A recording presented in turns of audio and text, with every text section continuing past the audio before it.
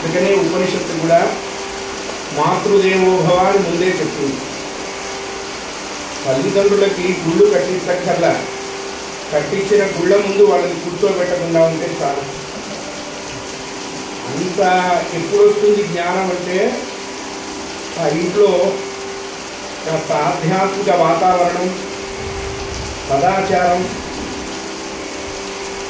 శౌచ స్మారకాలలో కొంచెం ఒక రకమైనటువంటి భక్తి, జిజ్ఞాస కాదు భక్తి. ఎందుకంటే ఇప్పుడు అన్ని ఉద్యోగాల్లాగానే ఇది కూడా తయారైంది. ఆచారహీనం భగవంతుడు ఒప్పుకోడు.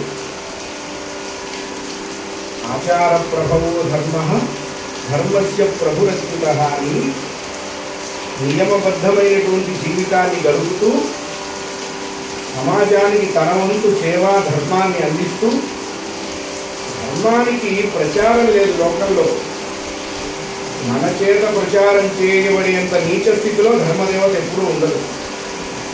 ధర్మాన్ని ప్రచారం చేసే టాప్ మోస్ట్ స్థితిలో మనం ఉండం. ఈ అనవసరంగా ధర్మ ప్రచారం ప్రచారం ప్రచారం అని మొదలు పెడతారు. లేకపోతే కాపుల ప్రచారం అయితే అవ్వచ్చు, కానీ ధర్మాన్ని ఆచరించడమే ధర్మ ప్రచారం. తండ్రి సకాల త్రికాల సంధ్యావందనం చేస్తాడు, అవునా? బోర్డు పెడతాడా? ఫ్లెక్సీ బ్యానర్లు కడుతున్నాడా? వాటి నుంచి పిల్లవాడు నేర్చుకుంటారు. ఈ తెలంగాణలో సాంగ్ ఉంది, బాప్ 420 హైతో బేటా 210 జాయేగా. ధర్మానికి ప్రచారం ఏమిటి? ధర్మాన్ని ఆచరించడమే ధర్మం ప్రచారం. ఫలానా వాళ్ళ ఇంటికి వెళ్తే మడి కట్టుకొని అన్నం పెడతారండి, వాళ్ళేం బోర్డు పెట్టరు. ఇక్కడ మడి కట్టుకొని శుచిగా వండబడను.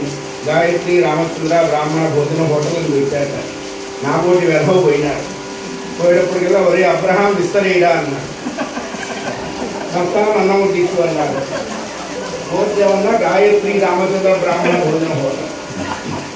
అదే ధర్మాన్ని ఆచరిస్తూ, ఆచరిస్తున్న ధర్మంలోనే మనం ఏమిటో లోకానికి తెలియబడుతుందండి. వేరే ఫోకసింగ్ అక్కర్లా, వేరే క్యాన్వాసింగ్ అక్కర్లా. అటువంటి ధర్మాన్ని ఆచరిస్తున్నటువంటి మిత్రులు బ్రహ్మశ్రీ వేదమూర్తులైన కొరకండ రాధాకృష్ణ గారు, వారి తల్లి గారికి 88 సంవత్సరాలు. అసలు 85 ఏళ్ళు దాటితేనే సహస్ర చంద్రదర్శనం. అటువంటి వాళ్ళని చూడటమే మనకు అదృష్టం. వాళ్ళకి నమస్కరిస్తే మనకి ఆయుధ వృద్ధి కలుగుతుంది. అటువంటి సౌజన్యంగాలు ఇంత మంచి చక్కటి ఆధ్యాత్మిక విషయ వాసన